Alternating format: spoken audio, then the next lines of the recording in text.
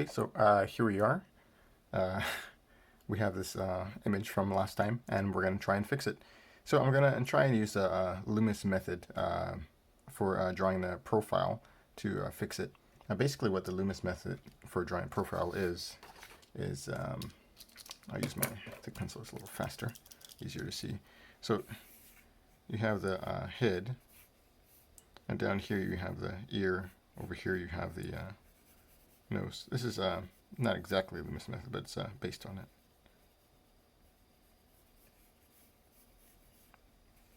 And actually, this should be a little bit bigger. Sorry. The Loomis police are going to come and get me now. So this is essentially how you draw the profile. There's more detail to it, of course. It kind of makes me want to just draw profiles now. This is a very simplified version.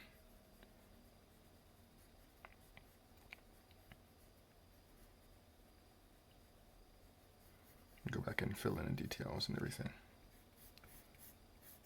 So just having that template, especially this circle with the divided into quadrants, you kind of know where everything needs to go. The space between the eyes and the ears decided. Where the jawline comes in is pretty much decided. That kind of stuff. So this one should have been a little bit bigger, but essentially that's how you do it. And yeah, so that's what I'm going to try and do. So let me get this out of the way so it doesn't show through the bottom. So we need to fix this little girl. Well, she's not a little girl, but this lady, because actually the angle of her head is off from the picture too, I realized. So that was throwing me off. I realized that after I finished the last video. But we're going to try and fix this. Hopefully there won't be a part 3, but maybe I'll include a part 3 to give some more depth to the picture. Yeah, and so here we go. Let me get my timer ready.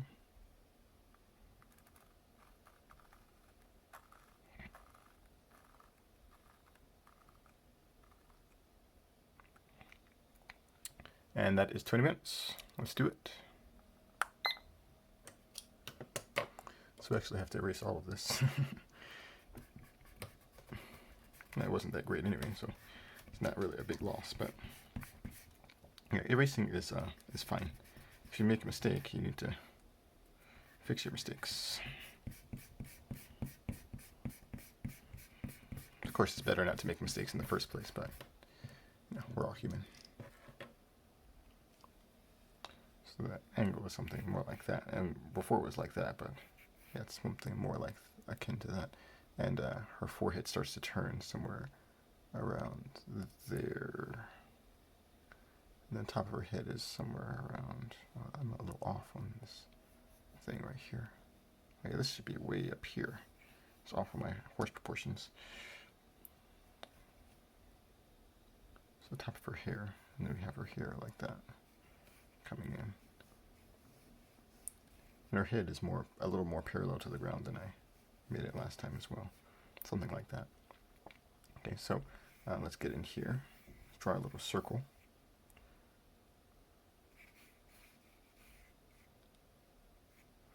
And her head is a little tilted, so the axis is going to be going like that. 24.5, was it? Its axis is 23.5, 24.5, something like that. So she's got a little earth head. This is probably not big enough, actually. But no, her forehead goes in like that, so. Yeah, it's actually something around here. Let's erase that other one. Yeah, one of the bad things about this pencil is that it leaves, well, I guess probably because I was pushing a little too hard, leaves marks in the paper. But it's also, in some ways, easier to erase. Okay, and her ear is going to be down here. So yeah, having a system for doing this kind of thing makes it a lot easier. Takes out some of the guesswork. If I had better judgment on getting things, just eyeballing things, then it wouldn't be so much of a problem. But I don't. Simple as that. Let's change the angle a little bit more, something like that. That's a little better. Let's get the negative space in there for her nose. How much space do we have? Something up here,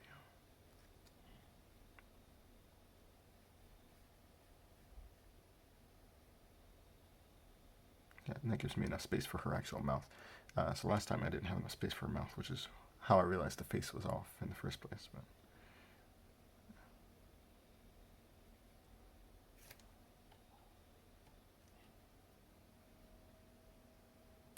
her bottom lip comes out a little bit more.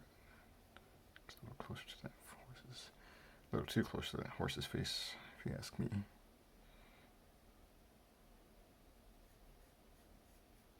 Something like that. We'll fix that later. Just get the basic idea.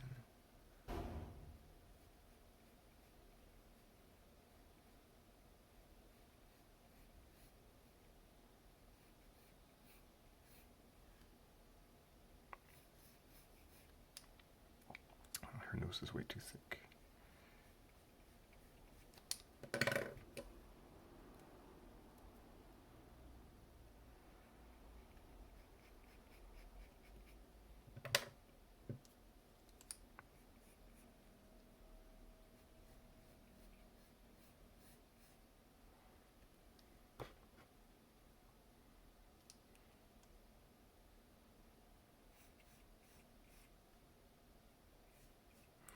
Yeah, her hair doesn't sit up too far off her head. Something like that.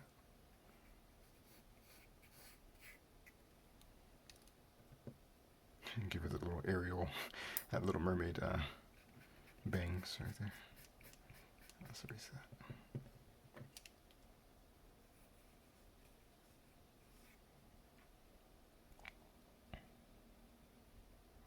Her eyelashes stick out a little bit past her, the bridge of her nose. I guess the bridge up here, whatever this is, the ridge. We'll call it the ridge.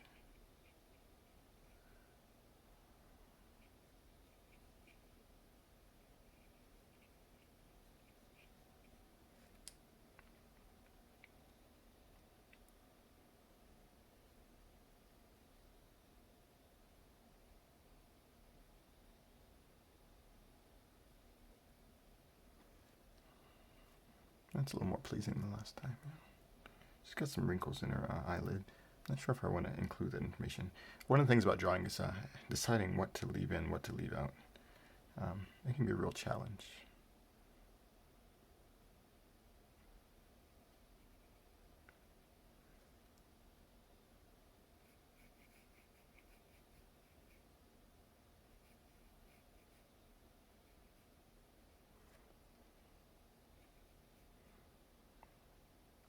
I'm really jumping around here. This is part of my very unrefined process, but yeah, that's how I do it.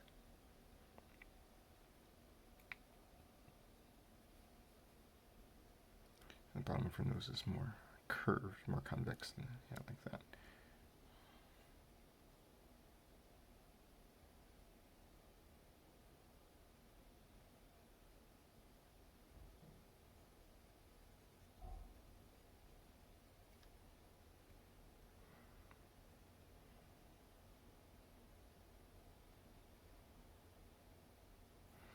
The nose. Noses are very interesting.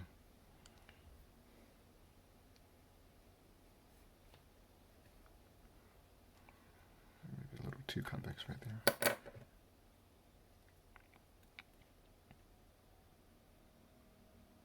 Shave that down a little bit. I'm a plastic surgeon. Let's fix the angle of her, this little area of the head.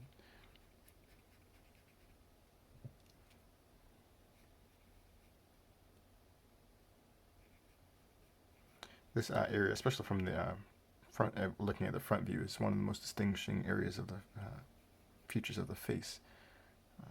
It's what Sam Houston says, at least. I kind of believe it.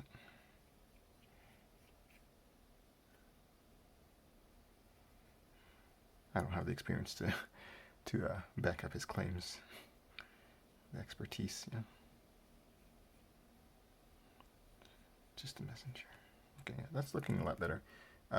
Probably this part should be a little taller. Get a little more space right there before our hair starts. So it goes down like that, and it swoops back like that. So we only see a part of her ear right here. And the angle of our jaw is a little off, so let's fix that. It goes mostly parallel to the ground.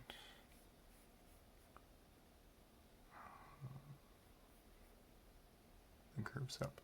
So I'm starting to think her ear is a little too close. Yeah, let's move her ear a little back.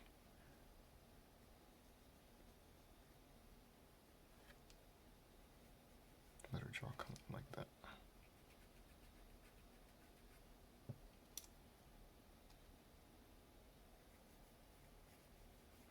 Yeah, using methods like the Loomis method and everything, they are guidelines. They're not hard and fast rules. There's another method I looked at, I think sometime last year, when I was drawing a lot, and it was really interesting. It has like these all curvature lines, or that delineate the planes of the face. That was really fascinating. But they're guidelines. Each person is different, thankfully. And so when you're drawing a portrait, you really have to take those differences into consideration.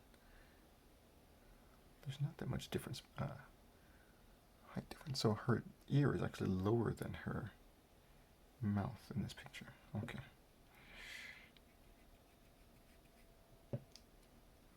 That means her ear should be right here, which is where I had it last time.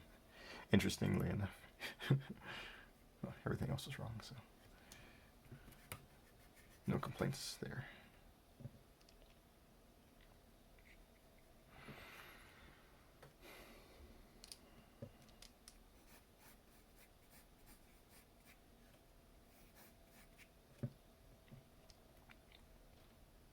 Okay, so I think this is turning out well enough at least. I got some shading behind her ear. Okay. She looks a little happier in my picture.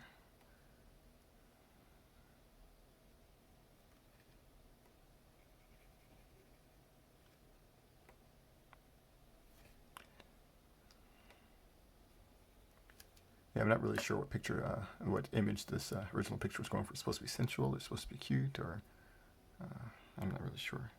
She's like halfway to sensual. Let's just draw a happy girl. Excuse me, happy lady. Shave a little bit off her lip.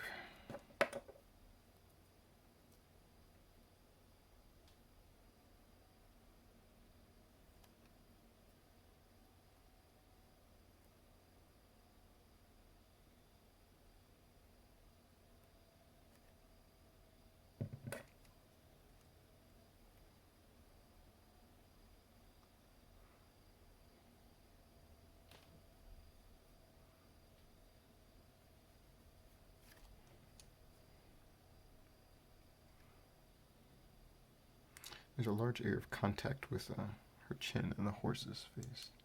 So all of this right here is contact. It comes off. It goes down. It's an angle. And it goes back like that. Yeah, something like that. So one of the tricks to hard parts about doing the tone with this, the background is supposed to be pretty light, and the front is relatively dark. I'm not really sure how I'm going to accomplish that, but that'll probably be part 3. I'm definitely not going to get to that right now. Yeah, and I got to fix this horse's face as well. So this comes up here, and then this band should like be right way up here. Yeah, and this should be above the horse's eye too, so I got to fix all of that. Just to make it more like the image. That's the practice I'm going for right now. This should be all dark in here. Okay, the hair.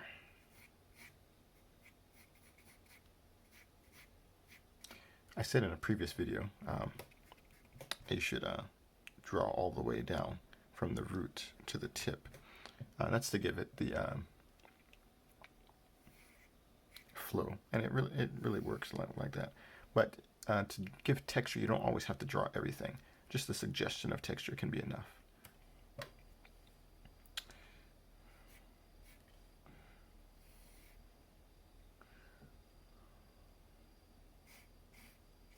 So she has three distinct portions, or 1, 2, 3, 4, 5, 6, 7. Actually, I don't think I'm going to draw all of them, but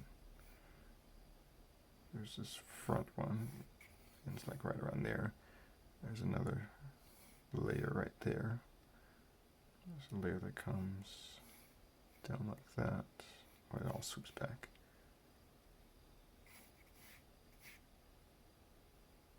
It gets really thin as it goes down.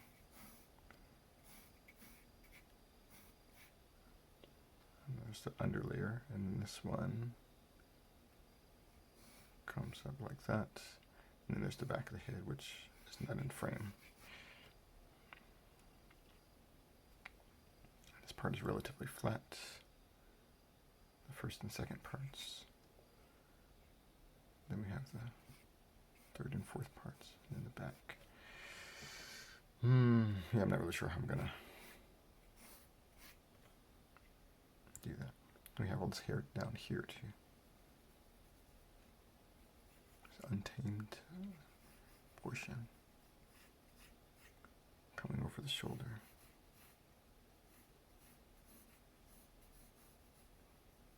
Just getting a feel for these shapes. So this comes down.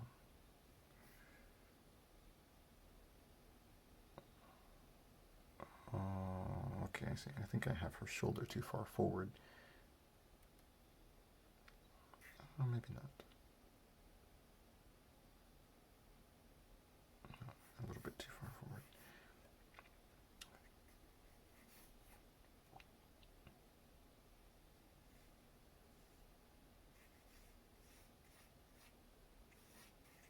I should probably do something about the texture of her shirt as well.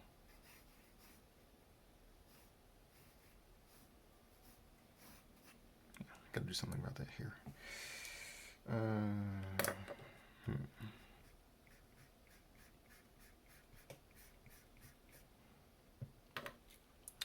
Let's just do, we're not going to put too much detail. One, we don't have the time. We meaning I. And two, it's not an essential part of the picture. Meaning it's not the focal point.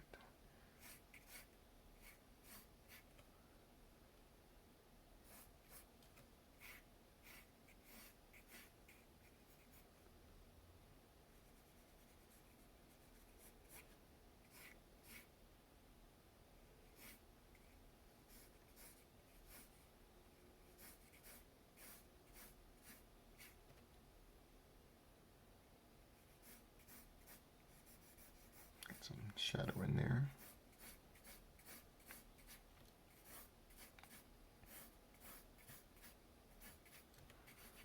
So it's going to mostly be undefined. And there's some light reflecting. I'll have to erase that part out though.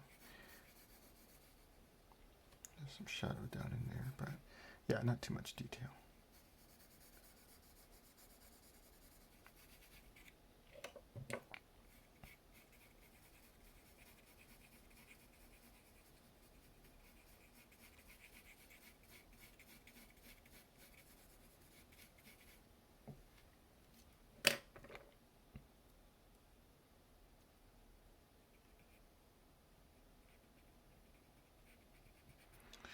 Okay, so yeah, the basic stuff is finished. Now it's time for details. I only have 3 minutes. That time goes by so fast.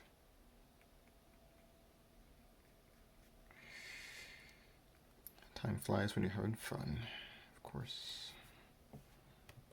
Okay, I guess we can start doing some shit. Let's fix this horse first. Yes, this should be way up here.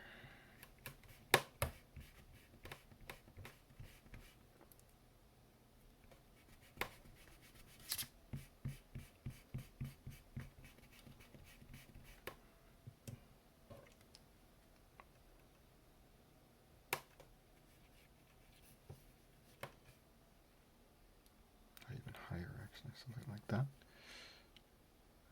the ear starts. Interesting. The ear I'm not going to draw again.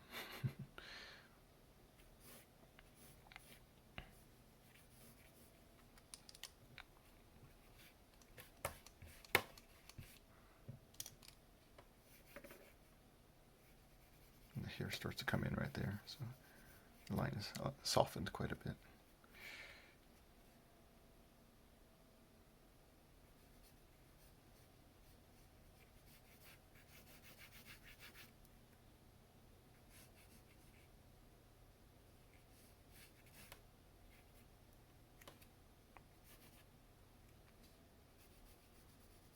There's the ear. Okay, so fixing proportions, and next time we'll be filling in tone. When that'll be is anybody's guess.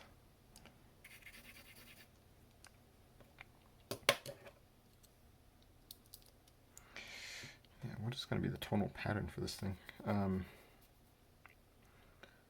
So the horse is the darkest thing, or the strap's the darkest. Shadow on the horse is the darkest, I guess. I guess the horse and her hair. Dark parts of the horse and dark part of the hair should be the darkest part. Her shirt is pretty dark too. About the same as the horse and the hair, the darkest parts. Try to just do 4 steps of tone.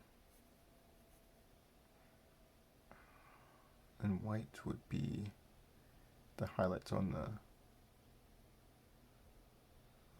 horse and on her forehead are also pretty bright. So maybe white right there.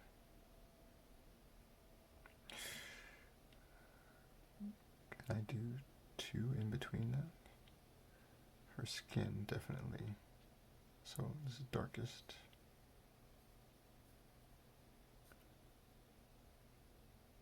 Second dark would be the horse's normal color.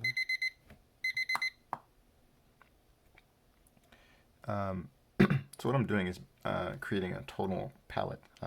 Is that what you call it? I don't really remember. This also I learned from Loomis. I should go back and study because this is one of the hardest things to learn about art, besides color. I might have 5. The more you can condense it, generally the better it looks, is the idea. Of course you can have like a range of 100 or a full range, but it loses its impact. You want to have things be distinct. I think on the very first video I posted, I had a bunch of boxes. This is what Loomis included in his book, and I think what he learned, handed down from Howard Pyle, the famous American illustrator of, was it late 1700s, 1800s? Late 1700s, I think. That sounds a little too early, but anyway. For example, if you have a black background, you can have black and white, and then you have some sort of gray in there. And then let's get another gray in there, right there. So we'll have a white, medium gray. Let's put the medium gray right here. Is that a little too dark? Medium gray, dark gray, white, and then in the back will be black. So this is generally used for composition, to set the mood and the arrangement of a composition. Where do you put different elements of different tonal weight, for lack of a better term, in a composition? And this is one way to do it. And actually it should be all combined within the black one. That would make it more clear.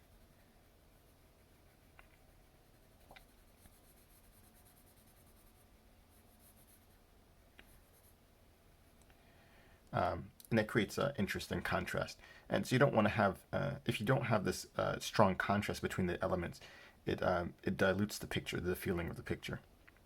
And you really don't want that. You want your picture to have impact, to draw in the viewer's attention. And so when you plan out how you're going to add the tone, add the tonal contrast to a picture, you want to try and keep the distinctions between tone as few as possible. And really, I should have a 2 ones. So the lightest parts. You have one for the lights and one for the shadows, is what I used to do. So if the white is this way, then the shadow will be this way. That's a little too dark actually, but and you have to keep this. If this is here, then this will be here in the shadow. And actually, we have a very bright light here, so actually it's not too bright. There's a lot of ambient light coming in, but it's better if you for drawing purposes if you have a stronger light. It creates more drama in the picture, more contrast between the light and the dark. And this one here, and that will be there. And dark is dark, and then this one would be super dark. And that's getting really muddled, so I would have to lighten this up quite a bit. And that'll be the process for next time. Anyway, so that's going to be it for today, and I'll see you guys next time. Bye.